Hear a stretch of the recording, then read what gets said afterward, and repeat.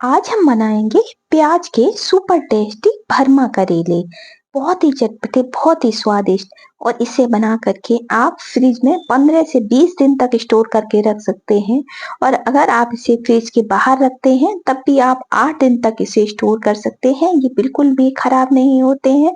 तो चलिए फटाफट से बनाते हैं। वीडियो पसंद आए तो प्लीज चैनल को लाइक करें, सब्सक्राइब करें और ज्यादा से ज्यादा शेयर करें। तो चलिए बनाते हैं। तो इसके लिए हमने ले लिए हैं आधा केजी ताजा फ्रेश करेले। तो करेले हमेशा जब भी भरमा बनाने हो तो इस तरह से देख के बड़े बड़े करेले हमें लेने हैं, ताकि इसमें मसाला अच्छे से भर जाए। ज्यादा छोटे करेले अगर हम लेंगे तो इसमें मसाला अच्छे से भर नहीं पाएगा। अब हमने 1 से 2 बार इन्हें अच्छे से पानी से वॉश कर लिया है और इसके बाद हमने इसे 10 मिनट के लिए पंखे में छोड़ दिया था, ताकि इसका जो पानी है वो अच्छे से सूख जाए। अब हम इसे इस तरह से छील लेंगे। तो हमें इसका पूरा छिक्कल नहीं निकालना है, तो जिस तरह से मैं इस तरह से क्रश करके छील रही हूँ, इसी तरह से हमें इसके छिक्कल को हटा देना है। अब हम इसे क्या करेंगे कि आगे के और पीछे के पार्ट को हम इसके निकाल देंगे और इसके जो बीच में भाग है इसको भी हम इस तरह से किसी भी स्पून या चक्कू की सहायता से निकाल लेंगे। तो हमने करेले को बीच से कट कर लिया है। बस इस बात का ध्यान रखें कि हमें करेले को पूरी तरह से कट करके अलग नहीं करना है, बस हमें इसके बीज के भाग में एक कट लगाना है, जिससे जो इसके अंदर के बीज हैं वो आसानी से बाहर निकल जाए।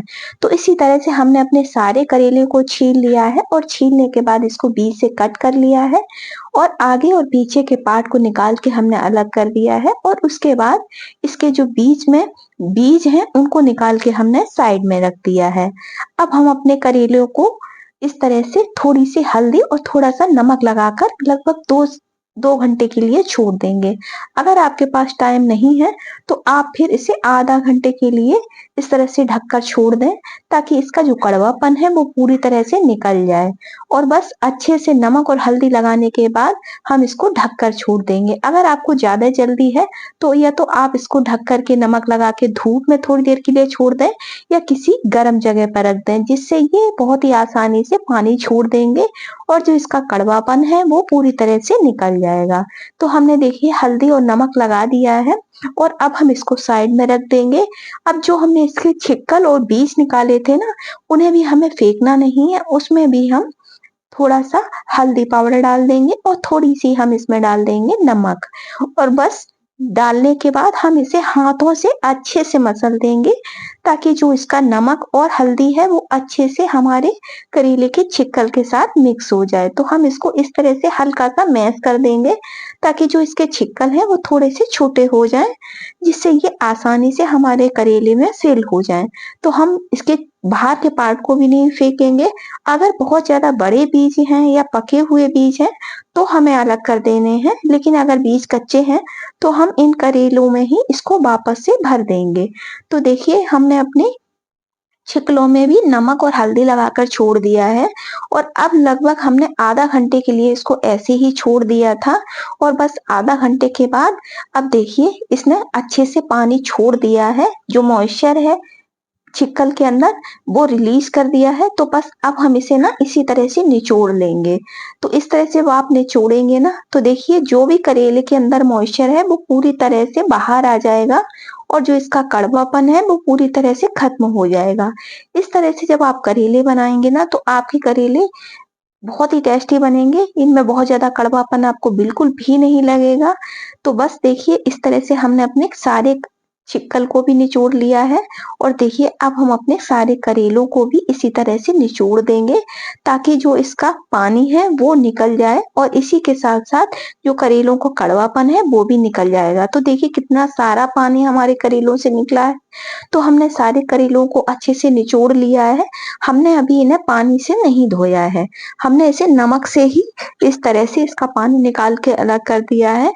अब हमने एक मिक्सर जार ले लिया है और उसमें हमने लगभग 3 से 4 प्याज को ले लिया है और प्याज को हमने अच्छे से ग्राइंड करके इसका एक पेस्ट बनाकर रेडी कर लिया है।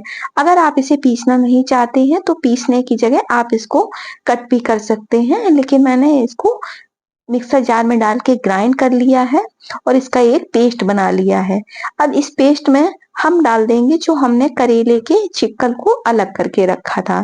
तो बस छिक्कल डालने के बाद अब हम इसमें मिक्स कर लेंगे कुछ मसाला।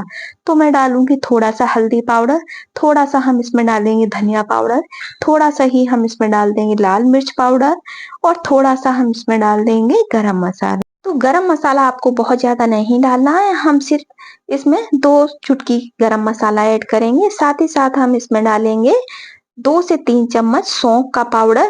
तो सौंफ का पाउडर आपको थोड़ा-सा ज़्यादा डालना है क्योंकि सौंफ में हल्का-सा मीठापन होता है, जिससे हमारे करेलों की कड़वाहट कम हो जाएगी। तो सौंफ का पाउडर मैंने लगभग 3 से 4 चम्मच डाला है। साथ ही साथ हम इसमें डाल देंगे थोड़ा-सा नमक। तो नमक आपको ध्यान रखना है कि हमने करेलों में भी नमक लगाया था, इसलिए हमें बहुत ज़्यादा नमक नहीं डालना है, हमें नमक थोड़ा-सा कम ही रखना है। तो मैंने लगभग 1 टेबल स्पून नमक इसमें ऐड कर दिया है। आप अपने टेस्ट के अनुसार नमक कम या ज़्यादा कर सकते हैं और मिर्च पाउडर भी हमें बहुत ज़्यादा नहीं डालना है। मैंने केवल हाफ टेबल स्पून ही इसमें मिर्च पाउडर डाला है क्योंकि करेले में बहुत ज़्यादा मिर्च अच्छी नहीं लगती है।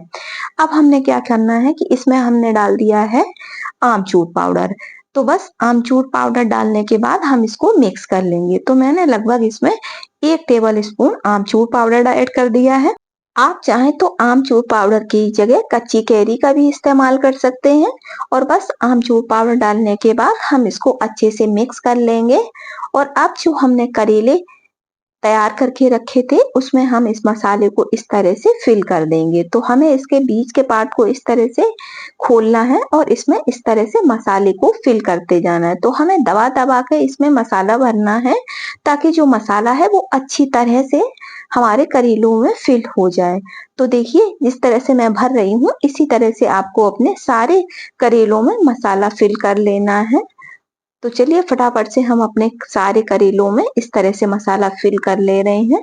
इस तरह से अगर आप करेले बनाएँगे तो आपके करेले बहुत ही ज़्यादा टेस्टी बनकर रेडी होंगे। आप हमारी इस रेसिपी को कहाँ-कहाँ से देख रहे हैं कमेंट बॉक्स में हमें ज़रूर बताइएगा। और अगर आपको हमारी ये रेसिपी ज़रा भी पसंद आए तो प्लीज़ चैनल को लाइक करें, सब्सक्राइब करें और ज़्यादा से ज़्यादा शेयर करें।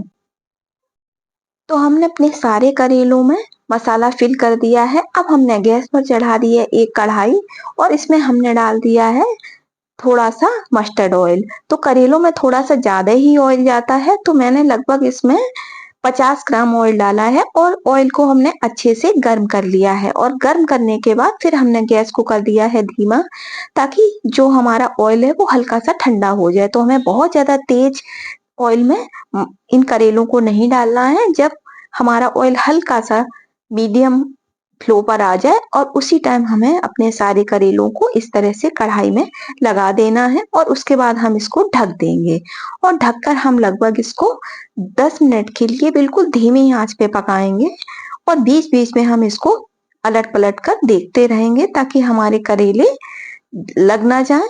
तो हमेशा करेलों को भारी कढ़ाई में ही फ्राई करें, नहीं तो हमारे करेले नीचे से जल जाएँगे और मसाला में कड़वापन आ जाएगा। तो इस बात का ध्यान रखें कि जब भी भरमा करेले बनाएँ तो हमेशा किसी भी भारी तले के बर्तन का ही इस्तेमाल करें। तो देखिए एक साइड से हमारे करेले फ्राई हो गए हैं तो बस हम इनको इस तरह से हिला देंगे और हल्का-सा इनको पलट देंगे और अलट-पलट के हम इन्हें दोनों साइड से अच्छे से फ्राई कर लेंगे जब तक ये एकदम से गोल्डन ना हो जाए। तो लगभग मैंने इन्हें 10 मिनट के लिए इसी तरह से अलट-पलट के फ्राई कर लिया है और देखिए कितना बढ़िया हमारे करेलों का कलर आ गया है और ये खाने में बहुत ही ज़्यादा टेस्टी बनते हैं। तो एक बार इस तरह से अपने घर पर इन भरमा करेलों को बनाकर ज़रूर ट्राई करें और हमें कमेंट बॉक्स में बताएं कि आपने अपने घर पर भरमा करेले बनाए तो आपके भरमा करेले कैसे बने और आप इन्हें आराम से स्टोर करके 10 से 15 दिन तक खा सकते हैं। ये खाने में बहुत ही ज़्यादा टेस्टी लगते हैं।